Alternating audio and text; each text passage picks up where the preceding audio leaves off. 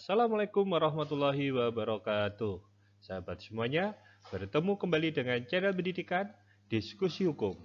Di video kali ini saya akan membahas tema tentang cara mengurus akta cerai. Nah, sekarang sebelum mengurus akta cerai, kita harus lihat terlebih dahulu siapa yang menerbitkan akta cerai tersebut. Yang pertama bahwa ini didasarkan pada perkara perceraiannya. Yang perkara perceraian yang diputus oleh pengadilan agama, maka akta cerai dikeluarkan oleh pengadilan agama. Sedangkan yang perkara perceraian diputus oleh pengadilan negeri, maka antara akta cerai dikeluarkan oleh kantor kependudukan dan catatan sipil atau kantor Dukcapil. Kenapa ada perbedaan tersebut? Karena dalam perkara perceraian ada dua yurisdiksi, yaitu terkait dengan yurisdiksi yang beragama Islam adalah kewenangan dari pengadilan agama, sedangkan untuk yang non-Islam atau bukan beragama Islam, kewenangannya berdasarkan pengadilan negeri. Ini didasarkan pada pernikahannya, yang menikah dengan cara agama Islam, perceraian di pengadilan agama, yang tata cara pernikahan dengan yang di luar Islam ke pengadilan negeri.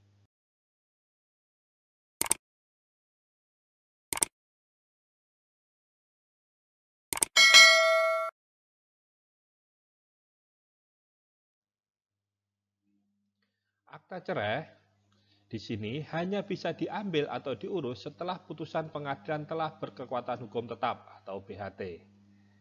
Nah, BHT itu artinya yang pertama bahwa putusan yang dijatuhkan oleh pengadilan para pihak menerima. Jadi langsung menerima, tidak ada mengajukan upaya hukum. Atau putusan jika ada pihak yang mengajukan upaya hukum atau tidak menerima tadi, baik banding maupun kasasi, putusan itu sudah tidak ada upaya hukum lagi. Jadi kalau sudah putusan terakhir kasasi maka tidak ada upaya hukum. Jika pada tingkat banding dia tidak mengajukan upaya hukum kasasi, maka di situ sudah berkekuatan hukum, ya. Jadi ini salah satu tips untuk melihat apakah perkara itu BHT atau tidak. Kalau Anda tidak tahu, bisa dicek melalui SIPP pengadilan atau Sistem Informasi Penelusuran Perkara. Silahkan cek di nomor perkara yang Anda miliki. Silahkan dilihat di situ. Kalau statusnya itu perkara sudah minutasi, berarti artinya perkara tersebut sudah berkekuatan hukum tetap. Tetapi kalau perkara tersebut masih belum ada tanda minutasi, maka perkara tersebut belum berkekuatan hukum tetap. Nah, sekarang dokumen apa yang dibawa saat mengambil akta cerai di pengadilan agama? Yang pertama yaitu KTP atau identitas diri. Jadi ini menunjukkan siapa Anda, apakah Anda pihak perempuan, penggugat atau tergugat, atau pihak laki-laki penggugat atau tergugat.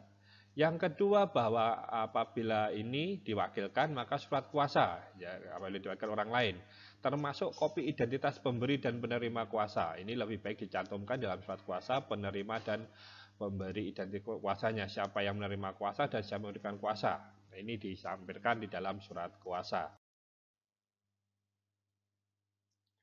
Akta cerai di pengadilan agama di sini karena perkara cerai di pengadilan agama ada dua jenis, yaitu yang pertama permohonan talak atau cerai yang diajukan oleh suami, dan yang kedua adalah cerai gugat atau cerai yang diajukan oleh istri.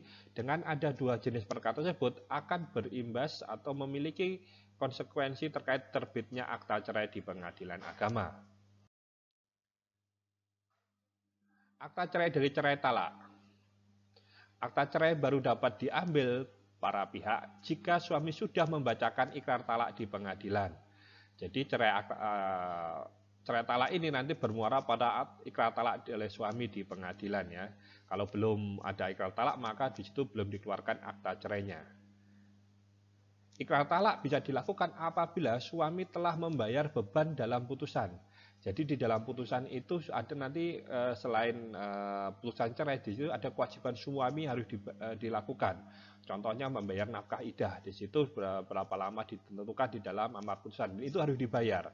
Pada saat setelah membayar baru bisa melaksanakan cerai talak. Jadi waktu ikrar talak ini setelah putusan berkekuatan hukum tetap, biasanya 14 hari, tidak bernegasi dan maksimal 6 bulan. Jadi dikasih waktu sampai dengan jangka waktu 6 bulan.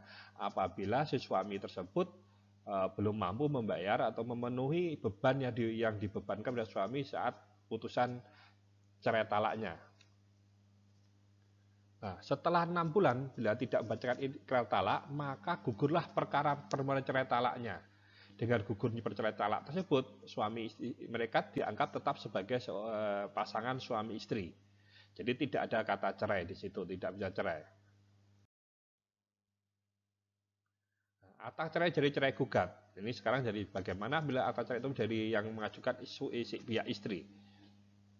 Akta cerai baru dapat diambil 14 hari setelah putusan berkuat hukum tetap. Nah, atau tidak ada banding atau kasasi seperti yang saya jelaskan di depan tadi. Nah, dalam cerai gugat yang diajukan oleh istri tidak ada ikrar talak. Jadi setelah putusan berkuat hukum tetap langsung bisa diproses akta cerainya. Sekarang menjadi pertanyaan, pihak yang tidak hadir di sidang bagaimana mengambil akta cerai? Nah, yang pertama, silahkan datang ke kantor pengadilan agama yang memutus perkara Anda dan bawa identitas dan ambil akta cerai melalui layanan meja PTSP. Seperti tadi, jika diwakilkan bawa surat kuasa. Jadi pihak tergugat bawa identitas diri, sampaikan ke PTSP pengadilan yang memutus perkara Anda. Nah, lalu silahkan ambil di pengadilan agama. Prinsipnya pengadilan agama yang memutus cerai yang mengeluarkan akta cerainya. Nah, jika Anda di luar kota pengadilan yang memutus perkara, Anda bisa meminta bantuan pengadilan agama tempat Anda berdomisili untuk meminta akta cerai dari pengadilan yang memutus perkara. Jadi kalau Anda tinggal di Surabaya, sedangkan Anda digugat istri atau suami Anda di Jogja atau Klaten, begitu, memang di Jogja lah begitu. Anda bisa datang ke pengadilan agama Surabaya atau dan meminta untuk diambilkan akta cerai yang ada di pengadilan agama Jogja tadi. Nah, namun syaratnya Anda harus mengetahui nomor perkaranya berapa, karena kalau tidak ada nomor perkaranya akan susah untuk dilacak perkara akta cerainya tersebut. Jadi Anda tidak perlu hadir ke pengadilan yang mengeluarkan akta cerai tersebut. Tapi kalau Anda tidak tahu nomor perkaranya, ya harus datang ke pengadilan tersebut. Termasuk apabila Anda meminta salinan putusan. Akta cerai di Dinas Kependudukan dan Catatan Sipil. Nah, para pihak mengambil putusan perkara cerai di pengadilan negeri yang telah berkekuatan hukum tetap. Di sini, akta cerai ini diurus oleh para pihak yang mengajukan perceraian, baik suami maupun istri, dengan cara membawa identitas KTP atau KK dan mengambil salinan putusan cerai yang dari pengadilan dan selanjutnya diserahkan ke Dinas Dukcapil untuk mengurus akta perceraian. Jangan lupa dibawa akta pernikahannya juga yang asli ya di situ. Batas waktunya di sini ditentukan oleh Undang-Undang Admin Duk yaitu 60 hari setelah putusan berkekuatan hukum tetap. Oke, itu tadi penjelasan dari kami. Saya ucapkan terima kasih sudah menonton video ini. Jika ada pertanyaan, saran, dan masukan, silahkan disampaikan di kolom komentar. Kami akan mencoba menjawab semua pertanyaan Anda sampaikan. Sampai bertemu kembali di video kami yang akan datang.